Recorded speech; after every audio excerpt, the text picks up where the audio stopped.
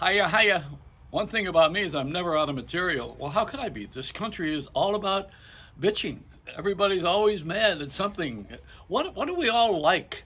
We know what we don't like. I spent a whole year quarantined with this pandemic reading Good Luck, Mr. Gorski, which is my friend Dave Koenig, who's a wonderful comic. Should actually, I've been telling him for years, you ought to be on a regular television show. He's a very talented friar. Now he's a painter.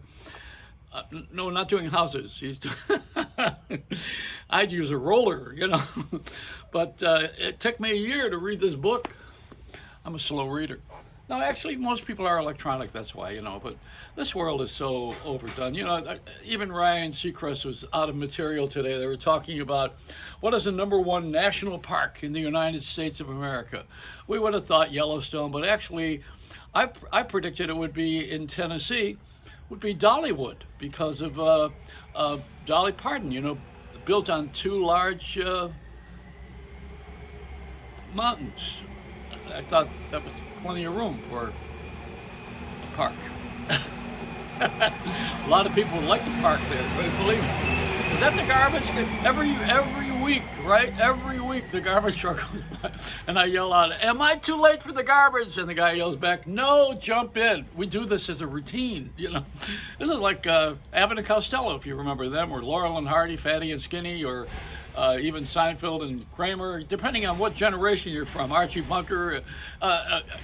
We have had all of these comics all throughout the years. And you know what? Oprah Winfrey is starting to piss me off. This whole world is Oprah-sized. Now, they've overdone this black inclusion thing. We've overdone that now, all right? We overdo everything, so no shame. Let me tell you this. The blacks get a history month. The blacks get a month, right? The Irish get one day, March 17th. The Jews get every day. And Italians can get going. Forget this and inclusion. When we go to Mars, we're treated as white guys or white and black people from this planet landing there, whoever they are, men, women, short and tall. We're going to be we're invaders. They're going to treat us like prisoners, criminals, or maybe inclusion. They'll put us on their local shows. It's not only global, it's universal, which is not the same as the studio that is trying to own everything. They own NBC, they own MCA. Everybody owns everything now. There's the ear of the conglomerate. Who else? CBS, right? Okay, they own BET, the Black Network. They've got also the Country Music Awards thing, CMA. They got the country covered. They got the blacks covered. They've got, let's see what now, Paramount TV. So they got nostalgia covered, including MTV, which is real world. So they're going to go back to the world when it was more real. The real world got us Trump. That's the real world. The same producers, same format, is to put him in there as the apprentice, and Shark Tank. These are all the same formula. You sit down with that music, the same music they use, as a matter of fact, if you notice it, if you're in production. But Oprah's gonna do now, she is the queen of television, and she's gonna talk to the prince and the princess. The queen talking to the prince and the princess. She's got a big interview. They've been promoting it like crazy. CBS has got not much. They don't have much except all those other little things I mentioned. And they seduced her now into through Gayle King, who has made a name for herself. They're old pals and or whoever. We used to call Gayle Mr. Oprah. But we got Gayle and Oprah on CBS all the time. All the stories are about women's rights and blacks, and I guess in a way that seems to be a good direction because we're allowing everybody to do whatever they want to do in this country, and that's the freedom of the country. So, in a way, I mean, that's opening it up, and that's wonderful, and they are successful, and they're able to open that door, which is good. My complaint is that I'm not one of them. That's all. I'm not included.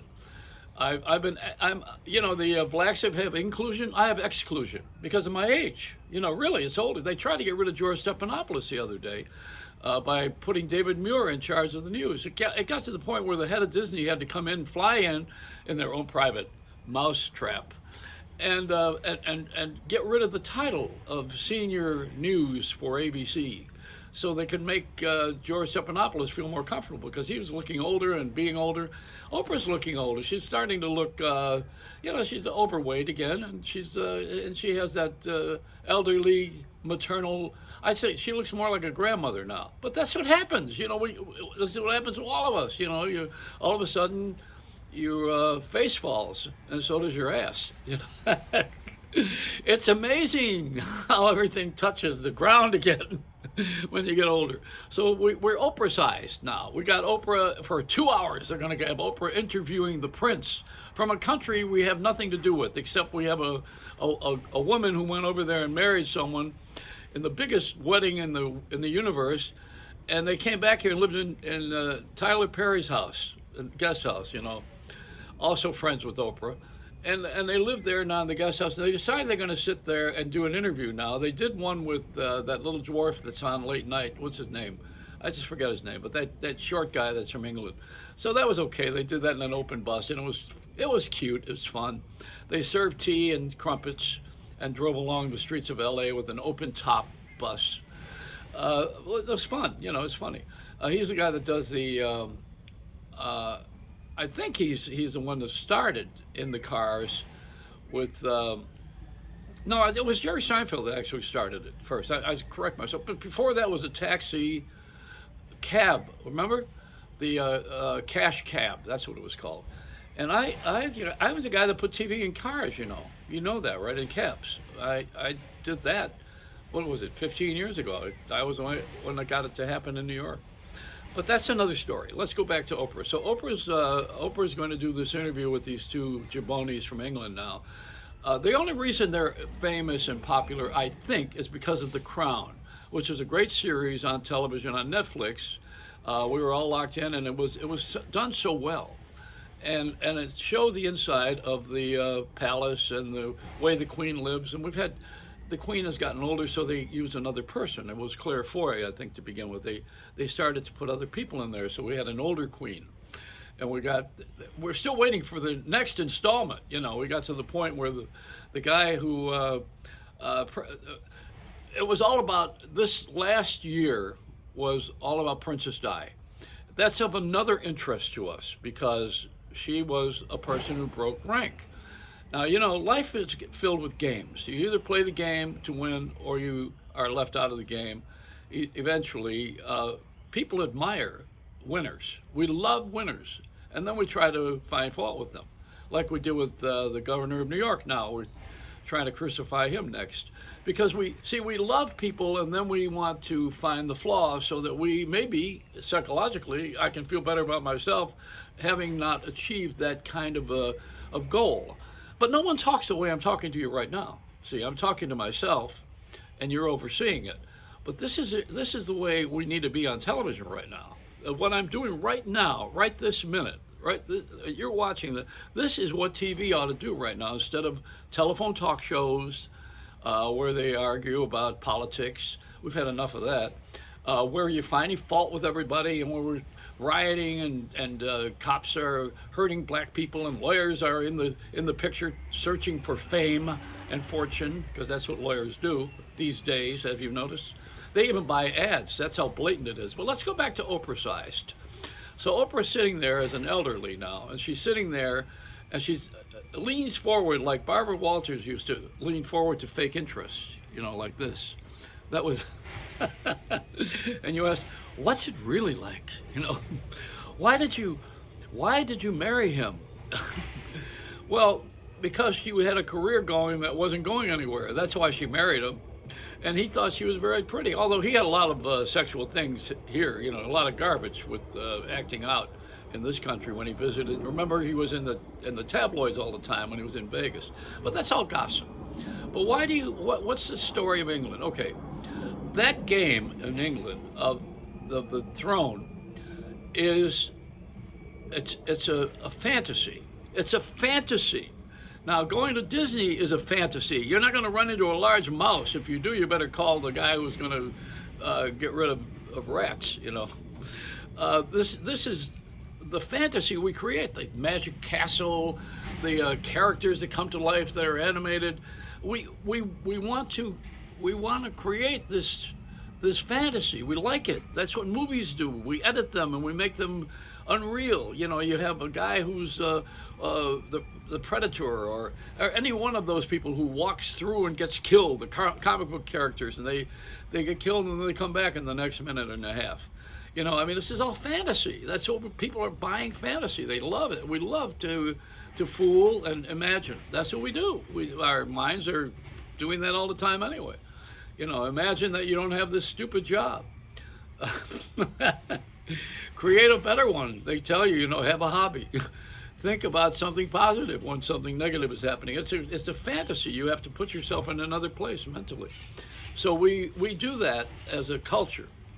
So they're finding that fantasy in England, which is probably the only one of those that's so well organized, because all the other ones seem to fall apart or get taken over by dictators. This one here is held fast for a long time. And we all come from that fantasy, incidentally. This is, America came from that fantasy. That was the dream that we realized here. It came from there. That's the tie-in, plus the language. We have destroyed a lot of it, but that's what we do. So, you know, we got the tie-in, we got the fantasy, and you got the idea that someone actually has a lifetime job like the Queen and is not dying so fast, and the husband's 100 years old, and he's the prince, he's her husband who won't be king, because it doesn't work that way.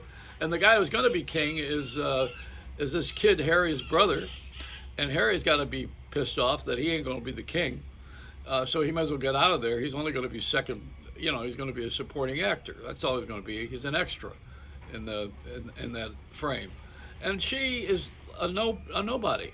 I mean, really, this Meghan is a nobody. She's got a title and she has a job of going out and doing all this public affairs and service, but she wanted to be a movie star, and she's nobody. Oprah is fast becoming nobody. This is what happens. You become nobody because another group comes in and you go away. Another fantasy to think that it's going to be on forever. I never thought of myself as being on forever. I was a #1 disc jockey in the country, and when I saw the Beatles becoming more popular than all of the disc jockeys because the music became bigger than the personalities, I got going. You realize that game's over. You better do something else. Now, I don't know what Meghan's going to do, what else she's going to do, but they got plenty of dough, and they were subsidized for a while by the royalties, you know, the royals. This is all the Game of Thrones that really is now. This is the real Game of Thrones. And Oprah, I'd like to talk to her. You know, I was on her show and I've been friendly with her. I would like to actually sit across from her and lean forward and act interested. It's a Reynolds Wrap.